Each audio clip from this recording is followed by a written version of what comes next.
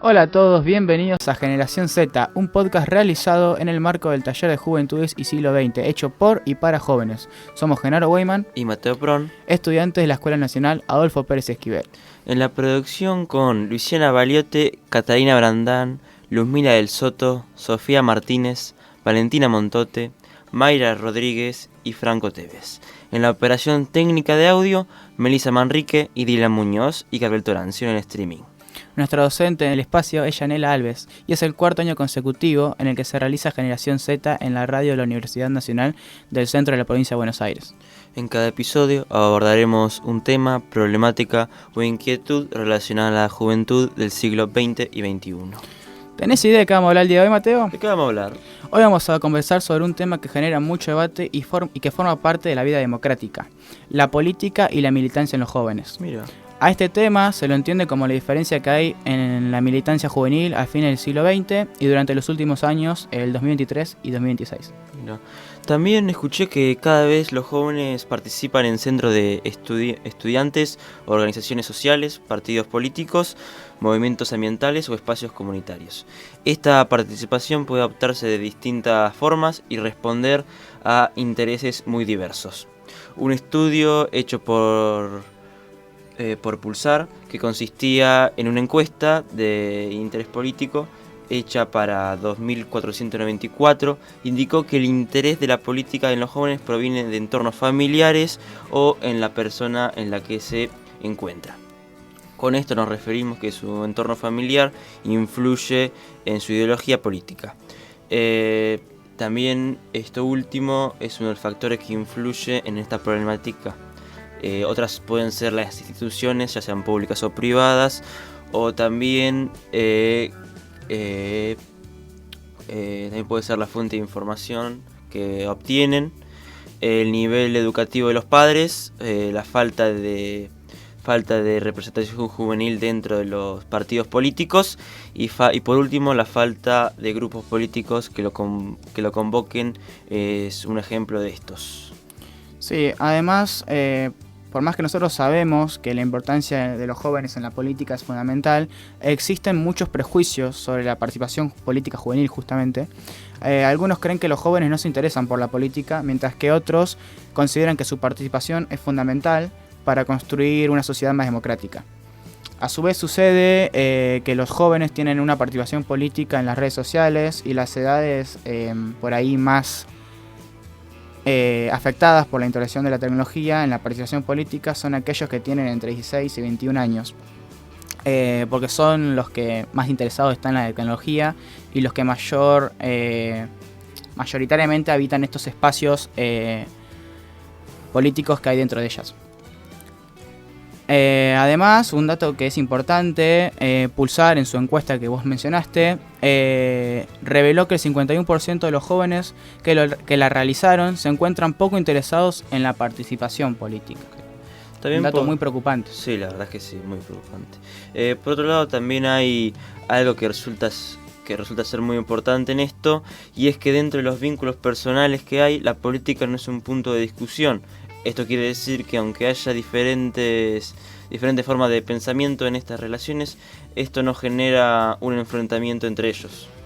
Bien, si te parece, para complementar lo que nosotros estamos diciendo, tenemos unos testimonios de jóvenes que participan en política, y me parece importante que los veamos para ver cómo definirían ellos a la política y qué los motiva a participar en ella.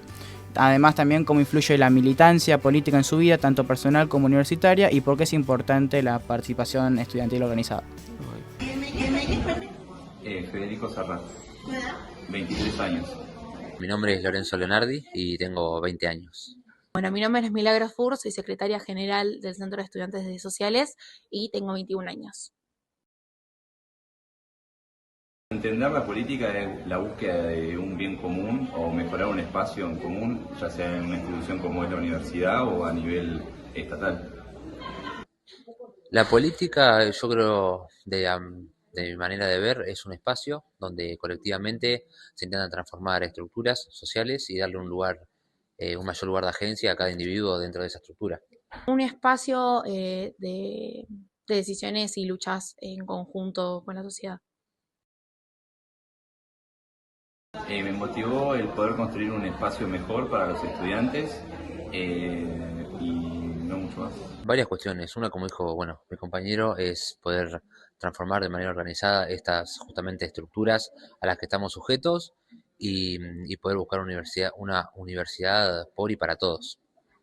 La búsqueda de un espacio en conjunto y saber qué es lo que habito día a día. Yo creo que la militancia influyó en crecer como persona, aprender la importancia de ciertos espacios eh, y no mucho más. Bueno, personalmente me abrió muchas puertas, me permitió intrometerme en discusiones mucho más estructurales y permitirme una visión mucho más amplia, obviamente ayudado con el conocimiento que uno adquiere en una carrera, más hablando de una facultad de ciencias sociales, pero bueno, como digo, me abrió muchísimas puertas y muchos más conocimientos. Formación completamente personal, eh, mucho aprendizaje también, aprendí un montón de la política y demás. eh, y nada, cómo habito también la universidad, que es lo que decía eh, antes, te cambia totalmente el panorama, saber qué está sucediendo. Yo creo que la participación estudiantil es muy importante porque si no nos defendemos entre nosotros, nadie nos va a defender. Uno tiene que saber cuáles son sus derechos, cuáles son los espacios importantes que el estudiante tiene que ocupar y, y apoyarse entre uno con otro. Bueno, específicamente la participación estudiantil me parece muy importante también por esto que vengo diciendo, por poder entre todos intentar modificar estas estructuras a las que estamos sujetos y poder modificarla para el bien común de todos, y sacándolo un poco de lo estudiantil, eh, la organización en todos sus términos, hablando de política siempre, es muy importante, ya que hay que recalcar que el individuo solo no tiene la agencia suficiente como para poder moldear las estructuras a las que estamos sujetos, como vengo diciendo, y siempre de manera organizada es mucho mejor. Justamente, y repito otra vez, soy reiterativa, pero me parece muy importante que todos los estudiantes seamos conscientes de los problemas que atraviesa la universidad pública hoy en día y todas las herramientas que tenemos. Para mí es muy importante eso. Además de esto, tenemos relacionado con el invitado del día de hoy un video de Canal Encuentro en el que se puede hablar sobre la juventud en la época de los 60 y cómo participaban en la política. En los años 60 irrumpe un nuevo sujeto político al que no estábamos acostumbrados a pensar en esa categoría. Ese sujeto político es la juventud. Pensar a la juventud como actor de la política cambia drásticamente la forma en que se pensaba hasta ese momento la representación política, porque la categoría de juventud tiene que ver con otro aspecto, el aspecto propio de la vida cotidiana. Que la juventud se haya vuelto sujeto de la política significa que la política se juega también en los lugares más íntimos, más cotidianos, más personales. No es casual que a finales de los años 60 el feminismo estableciera una de las frases emblemáticas de la política de los últimos tiempos: lo personal es político. Decir que lo personal es político es entender también que en un aula se juega algo de las relaciones de poder, que el aula es un acontecimiento político y por eso no es casual la efervescencia en esa época de los centros de estudiantes, lugares donde permanentemente nuestros estudiantes, además de estudiar, construyen ese acontecimiento político que es la experiencia de la educación. Ninguna experiencia más emblemática que la que se vivió a finales de los 60 también en París con el llamado Mayo francés. Como vimos, uno de los grafitis, de los tantos grafitis con los que se inundaron las calles parisinas, decía claramente una consigna: seamos realistas, pidamos lo imposible. ¿Qué significa esta consigna? ¿A qué apunta esta paradoja? Porque se supone que es un enunciado paradójico. ser realista parecería tener más que ver con el mundo de lo posible, no con el mundo de lo imposible. ¿Dónde detenernos entonces?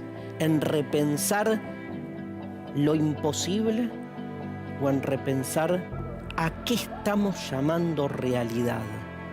Digo, seamos realistas, pidamos lo imposible, tal vez significa que tenemos que repensar cuál es el alcance de nuestra realidad cotidiana. Por eso en ese trabajo diario que realizamos en el ámbito educativo, también ahí estamos cambiando al mundo. Ahora, para comprender mejor todo lo que estuvimos hablando en este episodio, contamos con la presencia de Jorge Regino Videla, escritor, filósofo, teólogo y futuro antropólogo, una persona agradecida y comprometida con la vida, quien mediante sus experiencias nos contará cómo fue para él la participación política del siglo XX siendo joven. Bueno, hola Jorge, ¿cómo estás el día de hoy? Bueno, en primer lugar, muchas gracias por la invitación. Ustedes me honran de poder estar con ustedes. Muchas gracias. Un placer tenerte acá con nosotros. Bueno, muy amable. Si te parece, vamos a empezar con una pregunta para ir introduciendo el tema de la entrevista. Muy bien. La pregunta es, ¿cuáles fueron para vos los hechos históricos en los que se comprometieron más a los jóvenes en la política en el siglo XX? Uno de los que yo he vivido, que me marcaron mucho, fue la llegada de Perón en el 73. Yo tenía 21 años. Lo que viví ese día fue muy fuerte. Yo diría que fue parte de todo un compromiso que yo había comenzado a experimentar a los 15 años. A los 15 años yo nací en una familia de clase media y cerca de mi casa había una villa, la Villa La Rana, y por todas esas inquietudes que tenía, fui a ver cómo era, cómo vivía la gente, y ahí me hice amigo de algunas chicas, chicos que vivían en la villa, y comencé a interiorizarme de cómo vivían, y eso me impactó mucho. Y ahí fue el despertar mío en ese ámbito social y político, ¿no? Entonces comencé a distribuir leche. Mi papá tenía una fábrica de materiales de fricción, hacían cintas y pastillas de freno, y en aquel momento se usaba el amianto, que años después se descubrió que producía cáncer, ¿no? Pero en aquel momento consideraban que si los muchachos tomaban leche, los efectos se aminoraban. Y como no todos lo tomaban, y como comencé a ir a trabajar con mi papá en las vacaciones de invierno, vi eso. Entonces le pedí que los sachets de leche que no se consumían, él los podía traer a casa y yo los repartía en la villa. Hice una listita y empecé a repartir la leche. Después comencé a ver que había muchos chicos, casi la mayoría, que no estaban escolarizados. Entonces encontré un lugar y armé una pequeña escuela para enseñar a leer y escribir. Eso lo hice durante muchos años. Después, una de las cosas que les comentaba a ustedes anteriormente, armé una vacunación antipoliomielítica. Fue una de las experiencias más lindas. Y después conté con el apoyo de mi mamá, que fue muy consecuente conmigo. Por ejemplo, una vez curé un ombligo infectado. Por supuesto, iba y le decía a ella cómo lo tenía que curar, iba y lo curaba. Después, perdón, refiriéndonos más a lo político, ¿hay algún hecho puntual en el que vos veas que los jóvenes participaron? Sí, porque nosotros nos reuníamos, en la villa habíamos armado una unidad básica, sí, con otros chicos y chicas, ¿no? Entonces ahí teníamos nuestras actividades políticas, ¿no? Estábamos comprometidos siempre con un desarrollo social, político y social, ¿no? ¿Por qué? Porque para mí la política, la definición de política es el arte de lo posible. Bien. Entonces, todo involucramiento que teníamos era hacia hacer posible cambios sociales. Uno de ellos era tratar de cambiar la vida de esas personas en la villa, ¿no?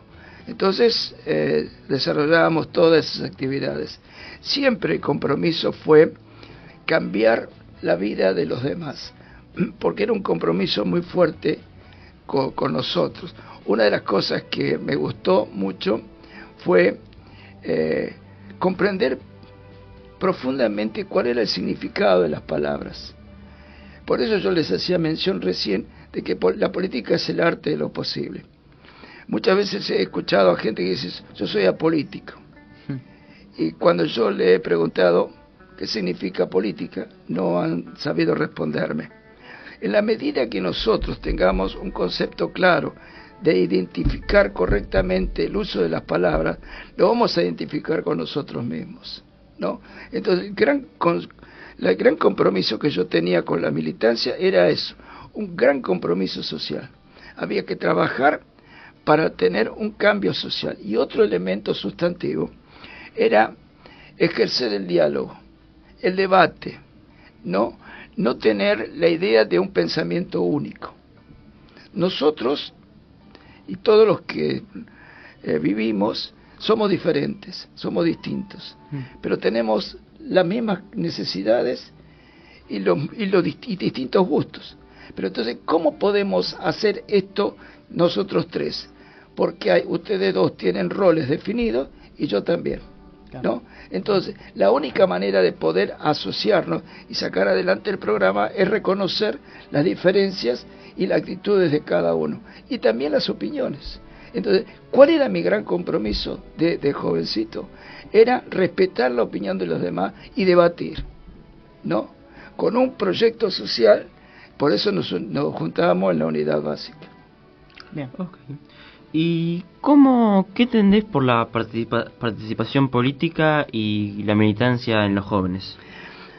Muy buena pregunta. Una de las cosas que me extraña, que me duele, es la poca participación que hay no solamente de los jóvenes, sino de la población en general. Un hecho puntual donde tenemos nosotros un acceso directo al desarrollo de la democracia. La democracia es el gobierno del pueblo. Es el gobierno del pueblo que gobernamos a través de los diferentes representantes. Ahora bien, ¿cómo puede ser que nosotros muchas veces hemos oído, yo voto a cualquiera, no sé a quién voy a votar, si total son todos iguales? No son todos iguales. Y si vos considerás que son todos iguales, tenía un pensamiento crítico y empezá a evaluar por qué este es así, por qué el otro es así, para que vos tengas una manera clara y precisa de a quién vas a votar. Porque en la votación nosotros estamos eligiendo de una manera u otra los destinos de un país. Entonces, ¿cuál es la participación que a mí me gustaría de los jóvenes? Es que se involucraran mucho en debatir políticas sociales, ¿no? Por ejemplo, la política de las dictaduras, ¿no? Fue la misma en la parte económica de la que hizo Menem, de la que hizo Macri y de la que está haciendo Milei. Es exactamente lo mismo. Entonces, ¿cómo es que nosotros en la década del 70 teníamos un concepto revolucionario y ahora no? Ahora, cuando yo hablo de revolución, no me refiero nunca a la violencia, porque la violencia nunca tiene un final de gloria. Entonces, hay que diagramar y desarrollar una revolución que yo creo que muchas veces me han criticado a mí diciéndome que era demasiado utópico, en el sentido de una revolución sin violencia. Pero yo sigo convencido de que la manera de poder dialogar es ponerse en el lugar del otro, pero tener una base, ¿no? ¿Y por qué crees que es importante que los jóvenes en específico se preocupen por participar políticamente del país? Porque los jóvenes no son futuro, ¿eh? Los jóvenes son presente. A mí no me vengan con que los jóvenes en el futuro, no. Porque la manera en que uno va a llegar a grande es función también de lo que fue de joven. No es un cambio radical de haber vivido una adolescencia, una juventud y de repente, de adulto, sos otra cosa. No. La mente se va formando día a día. Entonces, ¿cuál es la importancia de los jóvenes? Que ustedes tienen más vitalidad. Yo con mis 74 años no tengo la vitalidad de ustedes. Además, yo que estuve detenido en la dictadura, yo dentro de un tiempo X me voy a ir. Pero ¿quiénes quedan? Ustedes. Entonces, ¿cómo formamos, cómo desarrollamos y cómo incentivamos al desarrollo de políticas de acción? Entonces, ¿por qué los tomo muy en serio? Porque son jóvenes y tienen una vitalidad muy diferente a la mía. Yo siempre hago referencia con mis nietas y nietos, aún con mis hijas e hijos. Si yo a esta altura les diría, vamos de acá a la esquina, al ritmo que ustedes puedan ir, ¿quién llegará primero? Los más jóvenes, y yo voy a llegar último. Entonces, ahora, eso no significa que yo físicamente no esté igual que ustedes, pero mentalmente sí. Entonces, ahí está la razón, para poder hacer lo que estamos haciendo ahora, ¿no? Poder escuchar a una persona que puede ser su abuelo y debatir y compartir, eso es maravilloso. Por eso es importante que los jóvenes participen y tengan un espíritu y un pensamiento crítico. Sí. Que analicen las cosas. Este tipo, ¿por qué está diciendo lo que está diciendo? Hay desfinanciación en la universidad, en la educación, en los jubilados, ¿no? En los discapacitados. Escúchame, ¿y qué vamos a hacer? No, ¿qué vamos a decir? Bueno, es normal, como hablábamos hace un ratito atrás del pluriempleo. Nos vamos a acostumbrar a que lo único que tenemos que hacer en la vida es trabajar. No, hay un tiempo para pensar, para reflexionar, para hacer lo que nos gusta, ¿entendés? Por eso es importante la política y debatir, porque vuelvo a un concepto, la política es el arte de lo posible, chicos. Ustedes están haciendo política educativa, política sanitaria, política comercial, siempre está la política. Sí, y esto es importante lo que vos decís porque por más de que un adulto ya tenga una opinión política formada, siempre es importante, por más de ser jóvenes, tomar lo que dicen esos jóvenes, porque siempre pueden tener una idea que contribuya a la sociedad. Totalmente. El ejemplo más vívido yo lo tengo en mi propia familia. Mis hijas y mi hijo, yo tuve 3 y mis nietos 4. O sea que yo tengo delante mío 7 personas y mis yernos, ¿no? Sí. O sea, serían 9, ¿no? Que están delante mío con diferentes visiones y objetivos en la vida. Y yo soy el padre y el abuelo.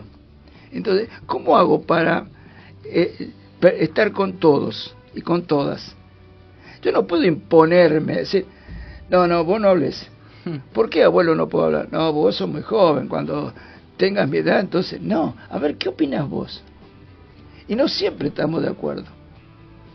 No siempre compartimos las mismas ideas. Pero a mí me encanta tener la posibilidad de debatir con mis nietas, con mis nietos, con mis hijas y con mi hijo y mis yernos, ¿no? Con algunos me llevo políticamente desde el punto de vista partidario, digamos, más afín, por otro lado no, pero lo importante para mí es recrear el diálogo, el debate y la armonía, ¿entendés? Saber que la otra persona tiene diferencias, pero podemos mantener un diálogo.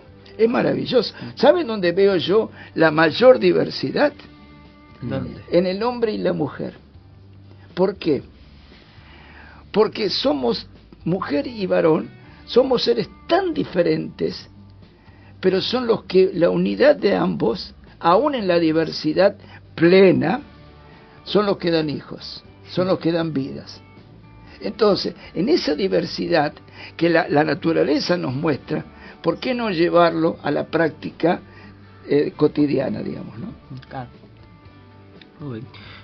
También te queríamos preguntar qué consejo les darías a los jóvenes el consejo que le darías a los jóvenes y qué quieren involucrarse. Básicamente que tengan un pensamiento propio. Una de las cosas que está haciendo un daño terrible son las redes sociales y la información falsa, ¿no?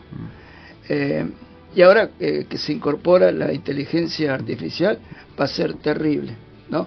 Porque vamos a ver cosas y vamos a escuchar elementos que no sabemos si son verdad o no, pero lo vemos tan real, ¿no? Entonces, ¿qué es lo que yo espero?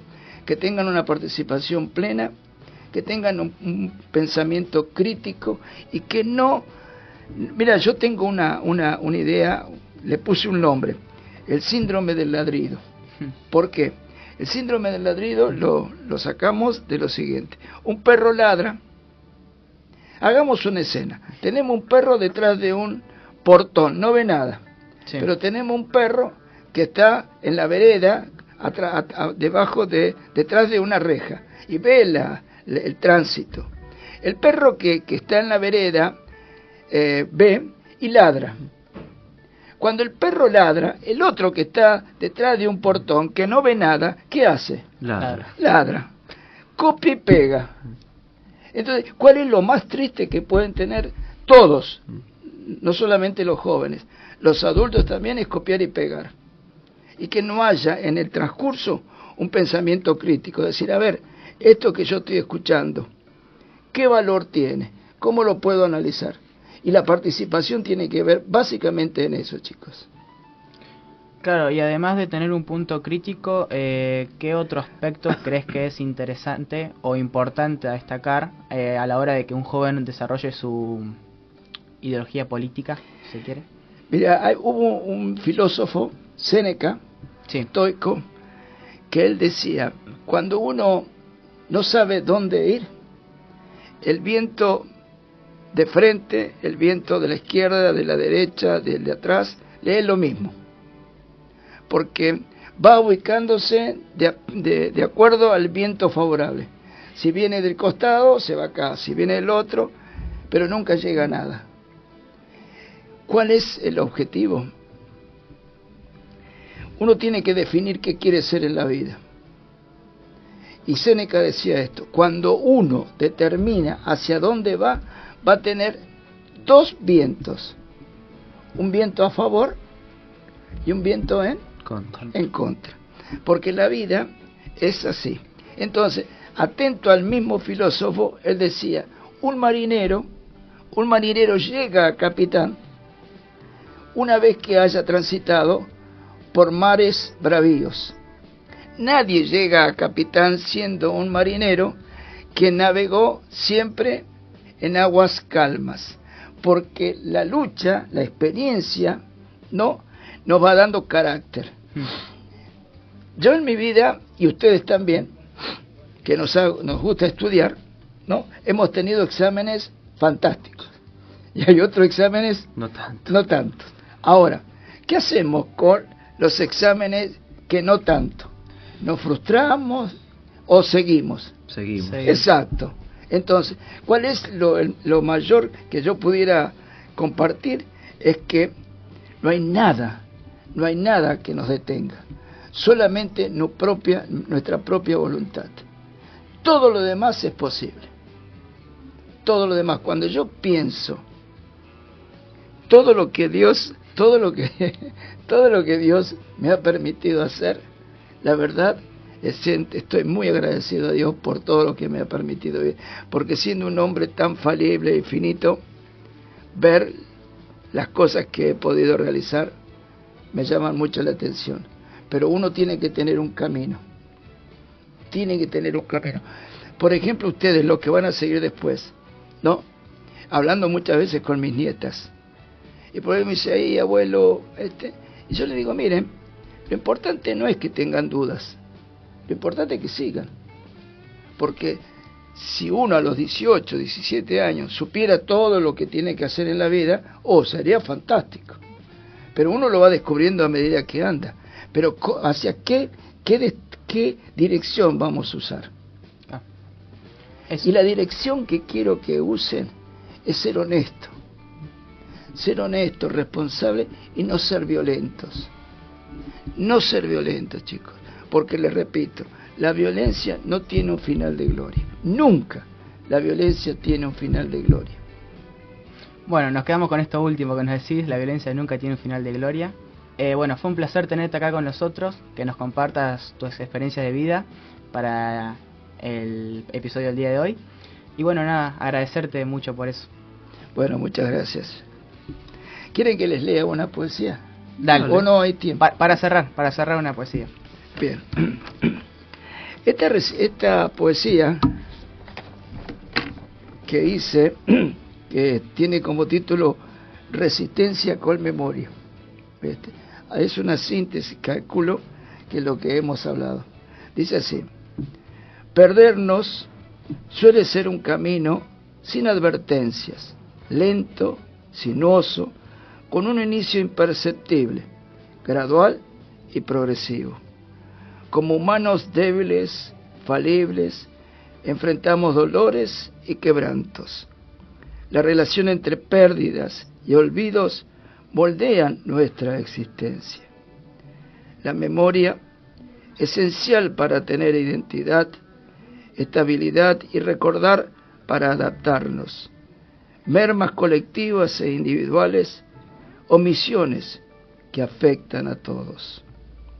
La memoria interpreta, analiza, selecciona, nos permite viajar al pasado y revivir experiencias. Como pueblo, ¿qué recuerdo recordamos? ¿Qué nos une y aglutina? ¿Qué suceso de nuestra historia nos interpela? ¿En unidad expresamos nunca más o estamos fragmentados? En un contexto de aclamaciones por conquistas deportivas, perversos sin escrúpulos ni vergüenza, silenciaban el reclamo de mujeres con pañuelos. Exhibiendo calcos, los argentinos somos derechos y humanos. Ayer y hoy, realidades semejantes.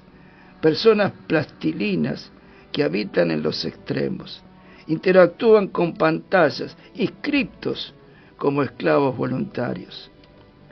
Pueblo que decidió no aprender, que observa sin reacción a los de afuera que nos quieren conquistar y a los de adentro que nos quieren entregar. La historia no solo se lee en libros y enciclopedias, también se escribe en las calles con resistencia y memoria.